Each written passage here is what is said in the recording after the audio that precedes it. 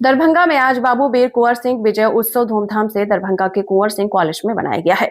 आपको बताते चले जिसमें मिथिला विश्वविद्यालय के कुलपति प्रोफेसर संजय कुमार चौधरी मुख्य अतिथि के रूप में और पूर्व सांसद आनंद मोहन, जबकि विशिष्ट अतिथि के रूप में राज्य के जो पूर्व मंत्री हैं श्याम रजक एवं अखिल भारतीय क्षत्रिय महासभा के राष्ट्रीय अध्यक्ष महेंद्र सिंह तंवर उपस्थित रहे। आपको बता दें, दरभंगा के वीर कुंवर सिंह जयंती को मनाने के लिए क्षत्रिय समाज के लोगों की भागीदारी भी काफी महत्वपूर्ण है। और आज वीर कुंवर सिंह की जयंती में हजारों की संख्या में छात्र छात्राओं के साथ आसपास इलाके से हजारों की संख्या में लोग पहुंचे हैं। प्रमुख वक्ताओं ने वीर कुंवर सिंह के कार्यों को याद किया है या कार्यों की सराहना करते हुए उनके पद चिन्हों पर चलने की बात भी कही है और कहा कि उनके अगर पद चिन्हों पर चलेंगे तो देश का कल्याण है।